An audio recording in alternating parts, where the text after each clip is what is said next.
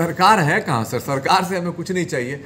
हमारे सरकार जो है, जो दुनिया में हमको लाए, पैदा किए, वो स्त्री पुरुष जिसको कि माता पिता कहते हैं, वो जिस दिन उनका आशीर्वाद दिल से मेरे हाथ सर पर आ जाएगा, वही हमारी सरकार है। बड़े से बड़ा सरकार है, बड़े से बड़े हेकड़ीबाज को हम देख लेंगे, उनको नकेल नाक में लगाने की ताकत मेरे अंदर है।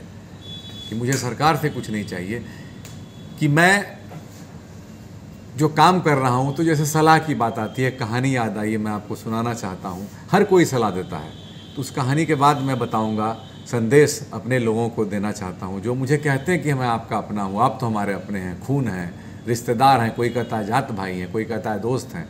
तो वैसे लोगों को मैं संदेश देना चाहता हूँ कि एक बार समंदर में जो है एक छोटी सी चिड़िया एक बूंद पानी निकालती थी और बाहर जाके दूर उसको गिराती थी। एक बूंद पानी निकालती थी, दूर गिराती थी। उधर से बगल से जा रहे थे बाज या चील, मान लीजिए कोई बड़ा पक्षी। देखा भाई छोटा, उस छोटी सी चिड़िया को पूछा, क्या कर रही हो तुम? तो उसने कहा कि ये मैं इसको समुंदर को सुखाना है मुझे। तो क्यों? तो मेरा 4 बच्चा ये निकल गया, मैं इसको सुखा के दम लूँगी। तो उसका मजाक उड़ाने लगा, हंसने लगा कि ये तुमसे क्या होगा, ये छोटी सी चिड़िया के एक बूंद पानी, इतना बड़ा समुद्र को तुम सुखा, तुम्हारी ज़िंदगी बीत जाएगी सुखाते सुखाते।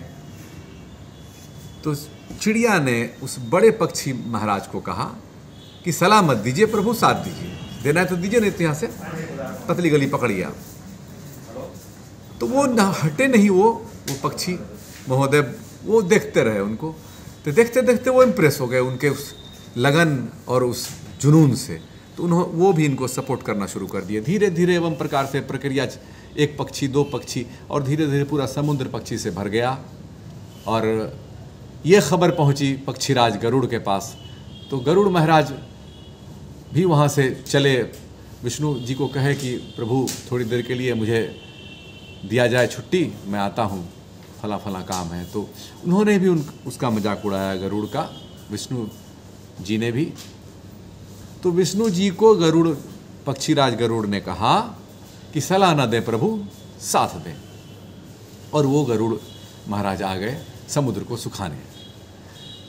तो रहा नहीं गया विष्णु जी से भी, वो भी प्रभावित हो गए और विष्णु जी भी वहाँ से चल दिए। और जब विष्णु जी यहाँ पहुँचे तब तक तो बड़ा हंगामा खड़ा हो चुका था। समुद्र के जो देवता थे या जो उनके मालिक साहब थे, वो ऊपर आए और उन्होंने हाथ जोड़ा कि क्षमा कर दीजिए, मैं आपके शक्ति से के सामने, आपकी एकता के सामने हार गया, मैं आपके बच्चों को वापस कर रहा हूँ। और चारों बच्चों को वापस कर दिया।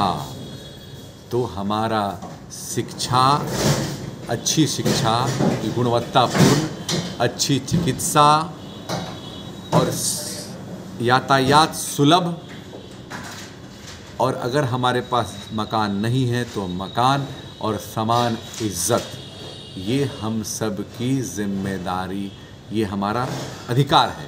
और जो ऊपर बैठे हुए लोग हैं, जिनको हम चुनते हैं, जिनको मालिक बनाते हैं, कुर्सी देते हैं, उनकी रिस्पॉन्सिबिलिटी है कि हमारा देखभाल करें, हमारी सारी ज़रूरतों को पूरा करें।